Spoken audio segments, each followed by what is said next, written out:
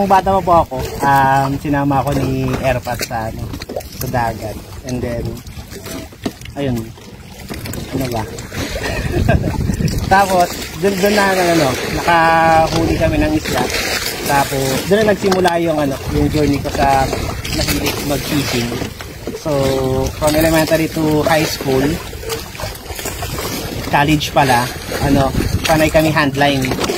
So, handline lang yung gamit namin. Nylon lang, tapos mga baiting weight. Hindi pa na-introduce sa akin itong rod and reel. Tapos, nung nagkaroon ako ng trabaho sa Manila, so, then, nag-start yung pandemic. Nanood ako sa mga video ng Pinoy anglers. So, doon ako naingan yung bumili ng ng gamit. So, yung una kong gamit, spinning rod siya. Tapos, yung rod ko is telescopic pa.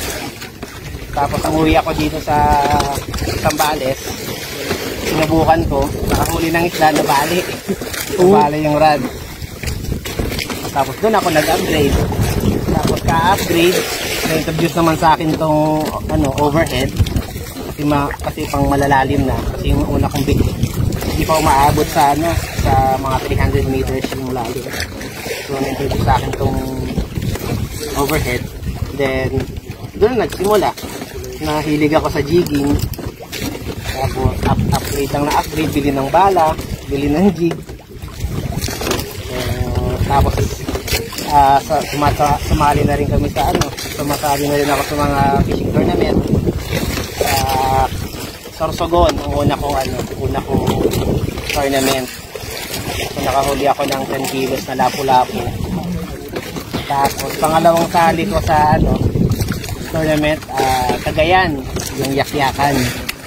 So doon nakahuli ako ng cornet fish. Ako yung longest doon. Then pangatlo itong San Antonio. Ito yung organized ng fishing club. Doon ako nag-champion. For shore casting, sa Lakeshore, yung unang sali ko. Ako rin nag-champion sa Dalag category. Tapos, pangalawa, Lakeshore pa rin. Yun naman yung by group. So, sa 5 days na trabaho, sa 5 days na trabaho panay stress, isang araw lang ng pangingisda mo dito, yung 5 araw na yun mawawala parang nire-reset ko yung week ko using the fishing. Sa akin naman, so yung hobby ko, ginawa ko na rin siyang parang business na rin. So ayan, nag-invest ako ng bangka. Tapos at the same time, nakakatulong na rin ako sa environment namin kasi kinukuha ko mga bangkero, yung mga kaibigan ko. Nakakatulong din. Malaking tulong din sa kanila itong pag-rent ng bangka. Dagdag income din siya sa amin.